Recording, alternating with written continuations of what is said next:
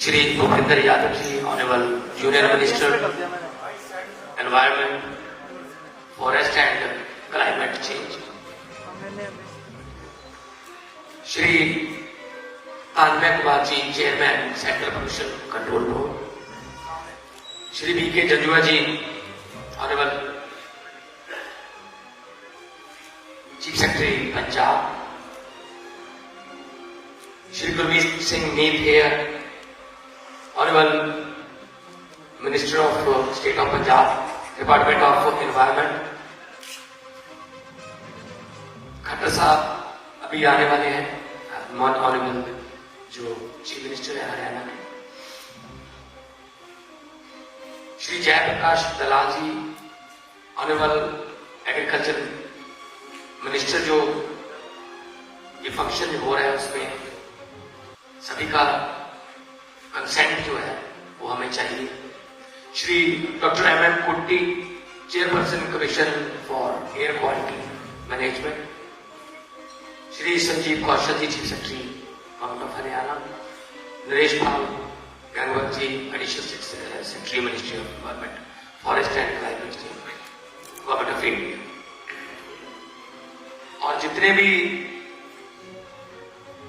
NGOs, जितने भी मंचेस को आप रिप्रेजेंट करते हैं, आप सबका बहुत बहुत धन्यवाद भी है। आपका चला हुआ एक कदम हमारे सर माथे पर, आप लोग यहां इस जागरूकता मुहिम में पहुंचे, यहां से बहुत कुछ सीख कर इसको मल्टीप्लाई करना है नॉलेज शेयरिंग में। पराली एक पूंजी, पराली एन एसेट। कई सालों से पराली जो है वो नॉर्थ इंडिया का बहुत बड़ा मुद्दा है, और क्योंकि किसान जो है वो अपनी फसल उगाता है, उसके बाद जो उसका वेस्टेज, उसकी संभाल के लिए उसके पास कोई मैकेनिज्म सिस्टम नहीं है।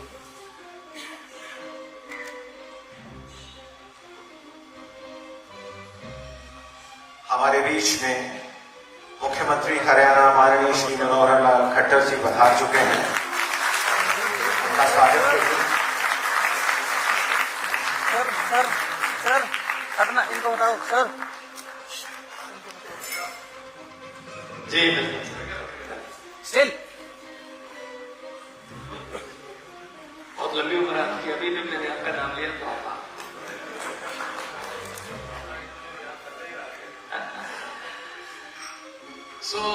मैं शुरुआत यहीं से करूंगा कि असल में किसान भी पराली नहीं जलाना चाहता, क्योंकि वो धुआं जो है पराली का,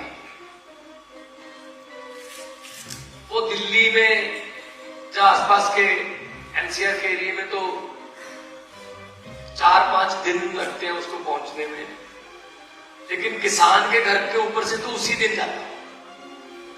उसी में किसान का परिवार, किसान के बच्चे भी सांस लेते हैं, तो वो खुद भी नहीं चाहता, लेकिन उसका हल चाहिए। मैं माननीय जो हमारे मंत्री साहब हैं भूपेंद्र यादव जी, उनसे बात कर रहा था। अगर टेक्निकली देखें, क्योंकि मैं खुद खेती करता हूं, टेक्निकली देखें तो एक दिक्कत ऐसी है जिसका बहुत कम जिक्र होता है। पराली जलाने में मजबूरी क्या है किसान की? एक फसल और दूसरी फसल के बीच बहुत कम समय है,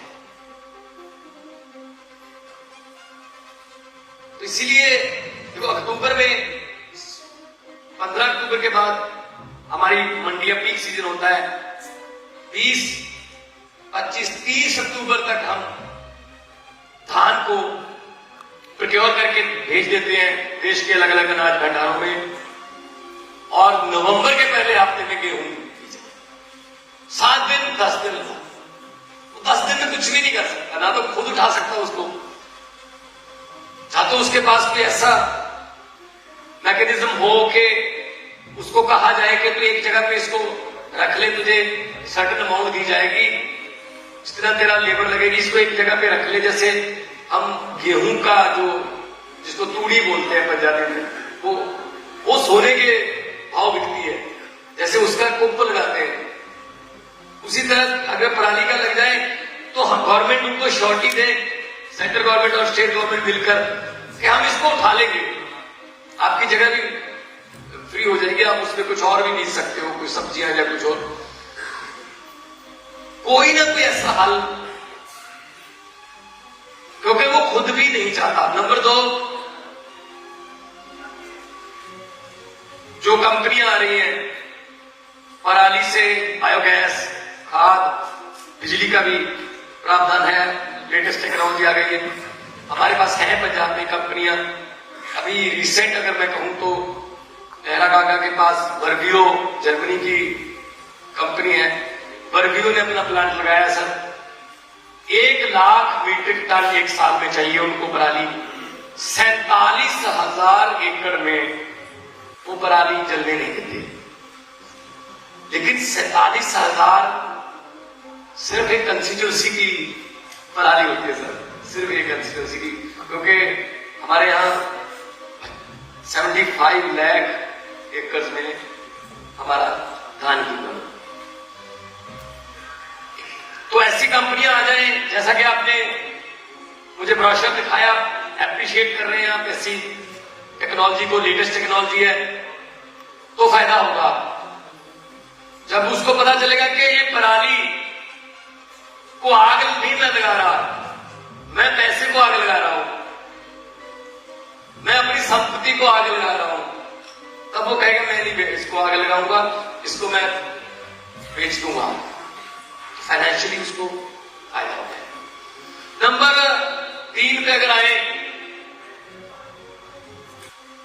तो धान के वो बीज जो कम दिन लेते हैं, जैसे PR-126 है, 27 है, 29 है, उनको अप्रिशिएट किया जाए। वो 93 डेज में पक जाती है, बिजली भी कम लगती है, समय भी कम लगता है, पानी भी धरती से कम निकलता है। जो पूसा है वो 153 डेज लगती है, बिजली भी ज्यादा लगती है, पानी भी ज्यादा निकलता है, उसकी पराली भी बहुत ज्यादा होती है। हम एप्रिशिएट कर रहे हैं इस बार कॉटन, जो नरमा और कपास, उसको एप्रिशिएट कर रहे हैं कि आप बीजिए। थोड़ा विश्वास टूट गया पिछली 2 फसलों से, बीज नकली आ गए, और एक बार व्हाइट फ्लाई और एक बार गुलाबी सुंडी, उसने उनकी फसल बर्बाद कर दी। तो फिर वो अगली बार फसल बीजने से थोड़ा हिचकिचाते, उनको अप्रिशिएट कर रहे हैं। ज्यादा से ज्यादा रकबा जो है, खासतौर पे मोहर, फाजिलका, तलवंडी साबो, बठिंडा, मुक्तसर का एरिया। गन्ना जो है वो बहुत बड़ा बदल है धान का, एक साल में एक ही फसल होती है। गन्ने का भी वही प्रॉब्लम है, गन्ना हमारे बहुत अच्छा हो सकता है, वही पंगा है, 10-10 किलोमीटर की लाइनें लगती हैं, गन्ने की पर्ची बनती है ब्लैक में, उसके बाद मिल वाले जो है, प्राइवेट मिल वाले, वो पैसे नहीं देते। यही यूपी में हालात है सर, ये हमारे यहाँ। तो वो कहते हैं हमें चीनी बेचने दो, वो कहते हैं हम यहां से आप कुछ बाहर निकलने नहीं देंगे। तो ये जो तालमेल है वो बैठ नहीं पा रहा गन्ना। तो गन्ना को हम इस बार हमने शुगरफेड में पहली बार हुआ है कि सारे पैसे दे दिए, हमने 380 रुपए क्विंटल पूरे देश में सबसे ज्यादा हमने भाव दिया। और प्रोसेसिंग की तरफ अगर हम ध्यान दें, पठानकोट से ज्यादा मीठी लीची नहीं हो सकती है अगर लीची को प्रोसेस कर ले। अबोहर फाजिलका के किन्नूज को प्रोसेस कर दिया जाए, जलंधर के पोटैटो एंड टमाटो, कपूरथला का गार्लिक, पल्सेस, सनफ्लावर, मक्की, बाजरा, कौन सी फसल है जो पंजाब में उग नहीं सकती? पंजाब में कोई ऐसी फसल नहीं जो पंजाब में उग नहीं सकती, इतनी फर्टाइल लैंड है। लेकिन टेक्निक चेंज करनी पड़ेगी। धरती की उपजाऊ शक्ति में कोई कमी नहीं आई, लोगों की मेहनत में कोई कमी नहीं आई, बहुत मेहनती लोग रहते हैं यहाँ, लेकिन टेक्निक अपडेट करनी पड़ेगी। अब बीजने के तरीके बदल गए, फसल को स्प्रे करने के तरीके बदल गए, उनको मंडी में लेके जाने के तरीके बदल गए, ऑनलाइन हो गया सब कुछ। अगर हम किसान को अपडेट कर देंगे तो यही फसलें, पोल्यूशन भी बहुत ज्यादा कम होगा और उनको बहुत ज्यादा फायदा होगा। लेकिन उसके लिए हमें स्टेक होल्डर से बात करनी पड़ेगी, हमें किसानों से आंखों से आंखें मिला के बात करनी पड़ेगी। अभी क्या चलता है, इससे पहले क्या चलता है, मैं तो खुद गांव में रहा हूं, कोई फसल को सुंडी लग गई, नरमे को या गेहूं की फसल को, कोई खेतीबाड़ी अफसर या कोई पीएयू की तरफ से कोई नहीं आता गांव में कि ये इस किस्म की एक सुंडी की खबर आई है, इस पे आप ये स्प्रे कीजिए। अपने आप ही चलता है काम, एक दूसरे को पूछते हैं तो देर से नरमे नू पीले ये खंबा बड़ी सुंडी लग गई, पत्ते खाई जाती है, वो कहना हाँ साढ़े भी लगी, तू कल स्प्रे कर रहा सी, केड़ी है पता नहीं, केड़ी है, लाल जे ढक्कन वाली है, सारा पिंड लाल जे ढक्कन। अब ये भी नहीं पता वो लाल ढक्कन वाली उस सुंडी के लिए बनी है या नहीं। जो पेस्टिसाइड वाले दुकानदार है वो जिस दवाई को बेच के ज्यादा कमीशन मिलता बोलते देते। फिर क्या होता है, मैंने अपने खेत में स्प्रे कर दी, पड़ोसी ने नहीं की, 3 दिन बाद फिर गई सुंडी इधर आ गई। इसके लिए हमें बल्क बनाना पड़ेगा सर, कि 10-10 गांव का एक क्लस्टर बनाइए, कि अनाउंसमेंट हो गुरुद्वारा साहब के स्पीकर में कि 10 गांव में अपने बच्चों को और अपने मवेशियों को, पशुओं को आप बाहर मत निकालिए, इतने बजे से इतने बजे तक स्प्रे की जाएगी, तो पूरे इलाके से सुंडी खत्म होगी सर। ऐसे नहीं हुआ कि मैंने कर दी उसने नहीं की, तो उसने कर दी मैंने नहीं की। और धान के अलावा अगर किसी और फसल पर एमएसपी मिल जाए, अभी मैं अगर अप्रिशिएट करता हूं सर कि आप धान मत बीजिए, आप बाजरा बीज लीजिए, आप सूरजमुखी बीज लीजिए। उन्होंने बीज ली 10 में से 5 एकड़ आपको उन्होंने सूरजमुखी बीज ली, 5 में धान। अब मेरे लिए चैलेंज ये रहेगा कि उसको धान 5 एकड़ धान बेचकर जितना प्रॉफिट हुआ है उतना ही प्रॉफिट उसको सनफ्लावर से होना चाहिए। या तो डिफरेंस पे करो उसको, या कैसे भी करके पूरा करो, वरना वो अगली बार वो 5 एकड़ नहीं बीजेगा, फिर धान की तरफ आएगा, फिर पराली होगी। मैंने पार्लियामेंट में बोला था, मंत्री साहब तो मेरे पार्लियामेंट के भी साथी रहे हैं और मेरी स्टैंडिंग कमेटी जो थी उसके भी मेरे चेयरमैन रहे हैं, तो मुझे बहुत, जब मीटिंग होती थी एफसीआई की और सब कुछ हम डिस्कस करते थे, तो वहां भी मैंने यही बोला था कि बड़े मान से, बड़ी शान से हम कहते हैं इस बार रिकॉर्ड पैदावार होगी धान की, इतने लाख मीट्रिक टन पैदावार की उम्मीद, मेरे देश की धरती सोना उगले उगले हीरे मोती। लेकिन हम ये नहीं सोचते, अगर इतने लाख मीट्रिक टन धान होगा तो पराली भी उतने लाख मीट्रिक टन ही होगी। धान तो उससे ले लेते हैं, धान दे दो जी, ये चाहिए मेरा राइस चाहिए, और लेते ही उसको कहते हैं अगर आग लगाई पर्चा खाएंगे। मतलब उसको समझ नहीं आता मैं अन्नदाता हूं या मैं क्रिमिनल हूं। पर्चा इसका बदल नहीं है सर, इसका कोई ऐसा बदल निकाला जाए। बड़े बड़े देश में वैज्ञानिक बैठे हैं, खेती को अपडेट करने के लिए बहुत आजकल तकनीकें आ गई हैं, पूरी दुनिया में गांव बन गया है। ऐसी तकनीक निकाली जाए कि उसको फसल बीजने के बाद उसको ये डर ना हो कि मेरे घर में पुलिस आएगी या मेरे खेत में पुलिस आएगी। तो स्टिग्मा जो है ये बहुत खतरनाक है समझिए। तो उसको मान महसूस हो कि मैंने ये फसल दी और मैं देश के लिए इतना अनाज दे रहा हूं, मैं देश के लिए इतना, मैं देश का पेट पाल रहा हूं। तो इसीलिए जब मैं पार्लियामेंट में बोलता था कि पंजाब के किसान भी खुदकुशी कर रहे हैं, तो तमिलनाडु, केरला वाले, साउथ वाले जो हमारे कुलीग थे, उनको यकीन नहीं आता था कि पंजाब का किसान भी खुदकुशी कर सकता है। मैंने कहा जी करता है। कहते अच्छा जी, हमें तो ये लगता था वहां तो कितने भंगड़े चलते हैं। मैंने कहा जी असल में आप आके देखिए, कर्जे ही हो चुके हैं, एक डिपेंडेबिलिटी की बहुत मंत्री साहब प्रॉब्लम है। 100% डिपेंडेबिलिटी उसकी फसल पर है। 6 महीने बाद आएगी। 6 महीने से 2 दिन पहले आधे घंटे की ओलावृष्टि जब बेमौसमी बरसात हो गई, उसकी सारी कबीलदारी लाइन से उतर जाती है। सब उसका मतलब हिसाब किताब बिगड़ जाता है उसका। एक बेटी की शादी 10-10 साल 15-15 साल कर्जा नहीं उठाता, फिर वो खुदकुशी की तरफ जाता है। खुदकुशी से कोई हल नहीं है।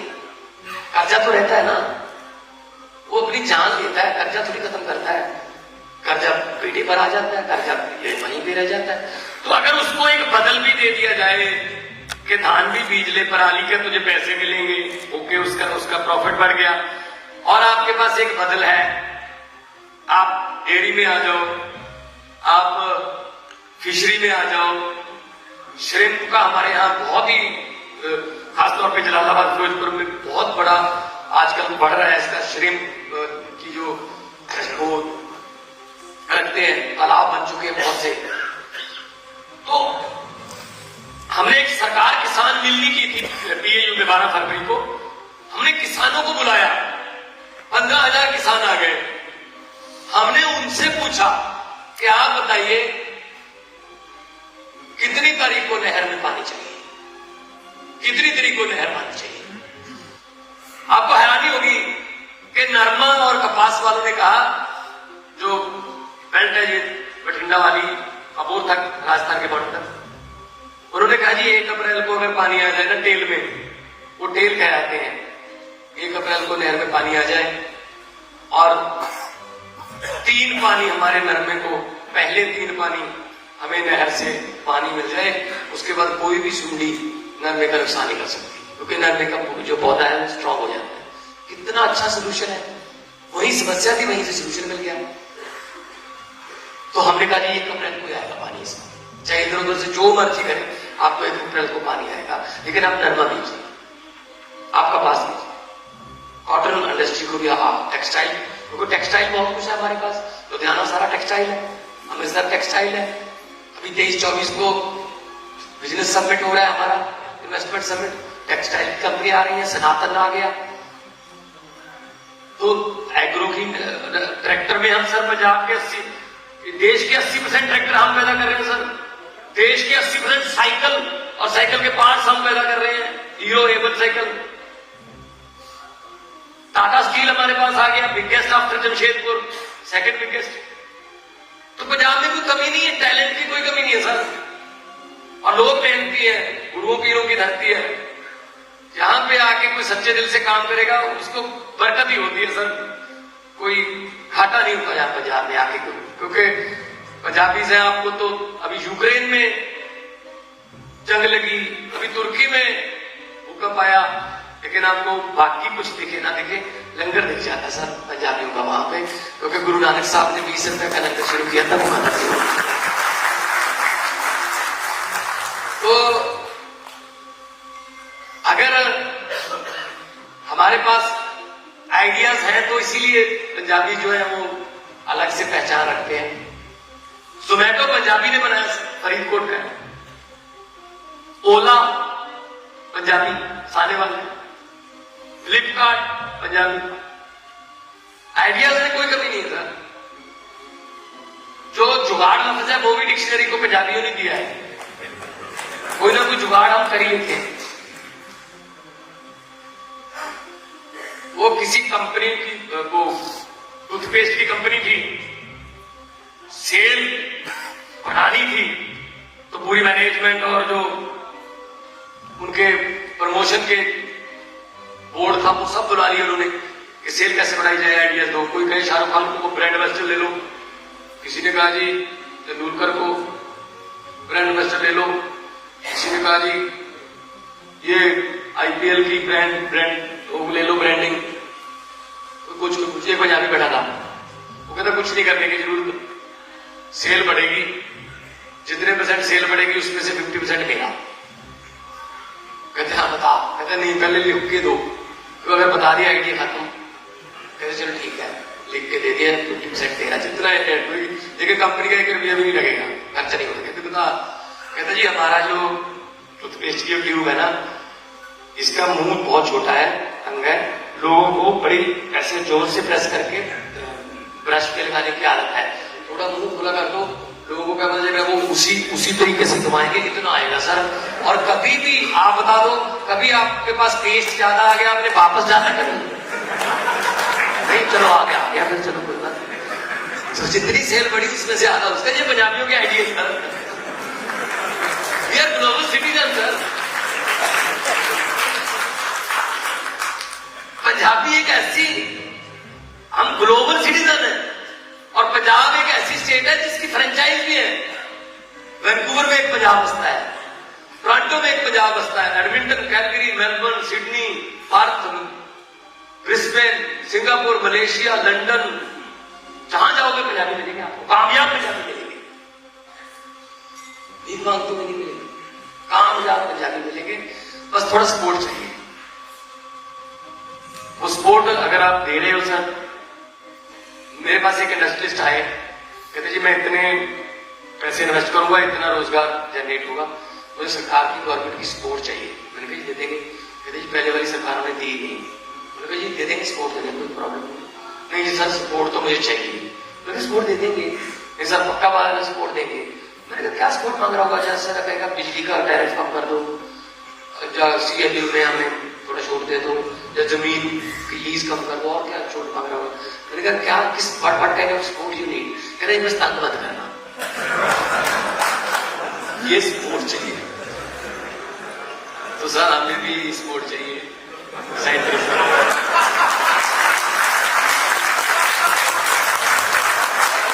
हमारा GST वो टाइम पे दे दिया करो, जितना हमारा टैक्स बनता है वो टाइम पे दे दिया करो, रूरल डेवलपमेंट फंड के पैसे कुछ पड़े हैं वो दे दीजिए। तो बस आपकी सपोर्ट चाहिए। पंजाब जो है वो आजादी के संग्राम में भी सबसे मोहरी था, हरे इंकलाब में भी सबसे मोहरी था, और आने वाले दिनों में इंडस्ट्री में भी और फसलों में भी मोहरी सूबा ही बन के रहेगा सर।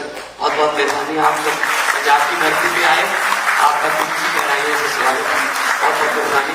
मैं तो यही कहूंगा कि लंबे सफर को मीलों में मत बांटिए, लंबे सफर को मीलों में मत बांटिए, कौम को कबीलों में मत बांटिए। एक बहता दरिया है मेरा भारत देश, इसको नदियों और झीलों में मत बांटिए। इकट्ठे रहिए सारे कोशिशों को, भाईचारा बना रहे, और देश हमारा दुनिया में चमकता सितारा। बहुत बहुत धन्यवाद।